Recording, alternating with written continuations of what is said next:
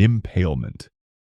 In this method, the victim was positioned on a long, specially designed stake. The stake was crafted with a sinister purpose, not sharp enough to kill quickly, yet not too blunt to be ineffective. The executioner made sure the tapered end of the stake entered the victim's rectum correctly. The stake was then raised upright, leaving the person's feet dangling, unable to touch the ground. Their own body weight did the rest. With every passing moment, the stake penetrated deeper into the body, and the pain intensified to an unbearable extreme. Death could take hours or even days, with the victim hovering between life and death for every second of it. Execution by impalement stands as one of the most cruel methods of torture and death in history. Vlad the Impaler was a master of this torment. He didn't just impale his enemies outside his palace to intimidate others. He sometimes even had multiple victims prepared during his meals so he could watch their agony while he dined. He believed that anyone who witnessed these scenes would never dare to even think of opposing him. Impalement was not just a method of execution, but a tool for ruling through terror. The city and the roadsides were filled with bodies put on public display.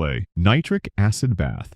In this method, prisoners were thrown into a cage which was then lowered into a vat of nitric acid. They were left there until their bodies and bones were completely destroyed. This form of execution was carried out by the terrorist group ISIS. Nitric acid is a powerful oxidizer with high acidity. If it comes into contact with human skin and flesh, the consequences are catastrophic. The acid burns and destroys tissues, sometimes to the point where even the bones are damaged or dissolved. Scaphism.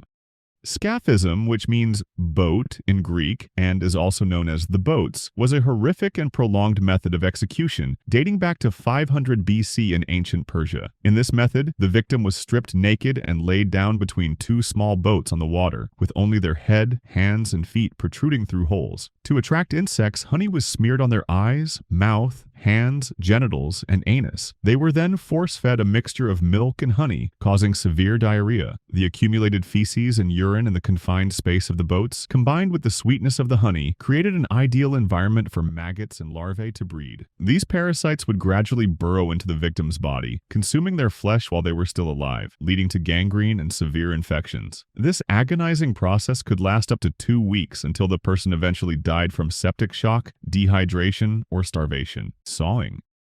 In this method, the condemned person was hung upside down. This position ensured that enough blood flowed to the brain, keeping the victim conscious throughout the torture and preventing them from fainting due to shock or initial blood loss. Then, using a large saw, the process of cutting the body lengthwise, typically starting from the groin area, would begin. The goal was to carry out the execution as slowly as possible to maximize the pain. Often, the person was sawn only to the midpoint of the body, such as the abdominal area, and the process was halted. The half-alive individual was left to die slowly over hours or even several days, enduring extreme pain and agony from severe bleeding and fatal injuries. Sawing was one of the most horrific methods of execution used throughout history in Europe and Asia, specifically designed to prolong suffering. Blood eagle. This method aimed to make the victim's body resemble a spread-winged eagle. First, the person was firmly tied face down on the ground. Then, with a sharp tool, the executioner would cut open the victim's back along the spine, detach the ribs from the vertebrae, and bend them outward and upward to look like eagle's wings. Finally, while the individual was still conscious, the lungs were pulled out through the openings, and salt was poured onto the bloody open wounds in the exposed lungs to maximize the victim's suffering and cause a quicker death. The blood eagle is a horrific execution ritual attributed to Viking traditions, described in 13th century sagas, and was typically used to punish those who had committed dishonorable acts. Catherine wheel. In this method, the condemned was tied to a large wooden wheel, often a fixed vertical cartwheel. The executioners would use a heavy iron sledgehammer or a wooden club to deliver devastating, repeated blows to the victim's limbs. These blows would sequentially strike the arms and legs, shattering the bones, but they deliberately avoided fatal strikes to the head or heart to prevent a quick death. Then, to end the ordeal and intensify the suffering, the individual, often with broken ribs and crushed limbs, was left to die from dehydration or asphyxiation. In the most brutal version, the broken body was woven through the spokes of the wheel after the execution and mounted on a tall pole to be displayed as a public and horrifying spectacle, where carrion birds would feed on the body for several days until death was complete. Bamboo. Execution by bamboo sprouts was a method practiced in some parts of Asia, which exploited the rapid growth and remarkable penetrating power of the bamboo plant. In this method, the condemned person was tied down horizontally over the sharp, growing tips of bamboo shoots and immobilized. Since bamboo can grow at an incredible rate, sometimes up to 30 centimeters or more per day, its sharp tips would gradually, over several days, pierce the victim's body, slowly impaling them and emerging from the other side. This resulted in a prolonged and agonizing death through infection and the piercing of vital organs. Colombian necktie. In this method, the victim's throat was slit deeply and horizontally, and then their tongue was forcibly pulled out through the bloody gash to dangle like a necktie. After this gruesome act, the body was typically dumped in a public place or by the roadside to serve as a terrifying public display, sending a message of severe threat and warning to the general public or rival groups. The Colombian necktie is a horrific and notorious method of murder that gained infamy in Latin America, particularly during periods of political violence and organized crime, such as the era known as La Violencia in Colombia from the 1940s to the 1950s. This method is considered a symbol of extreme brutality in the region's guerrilla wars and criminal gang conflicts. Hanging and quartering.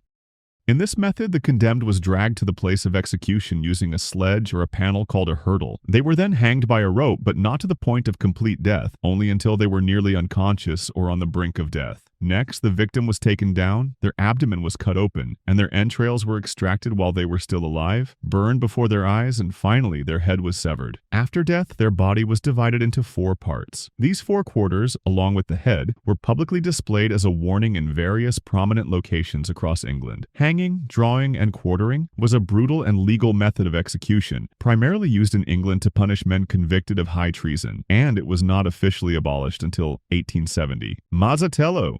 This execution was carried out in the presence of a large crowd to maximize its impact. The executioner, using a heavy hammer or mallet, would deliver a sudden and devastating blow to the victim's head. This blow would rapidly stun or render the individual unconscious, but did not necessarily cause immediate death. This state provided the necessary opportunity for the executioner to quickly cut the victim's throat with a knife and complete the execution. The Mazzatello was used as a form of punishment in the Papal States until 1870 and was one of the last brutal and public methods of execution in Europe. The name of this method comes from the Italian word mazza, meaning mace or large hammer. If you'd like to see more stories like this, make sure to follow the channel and share your suggestions for future videos in the comments section.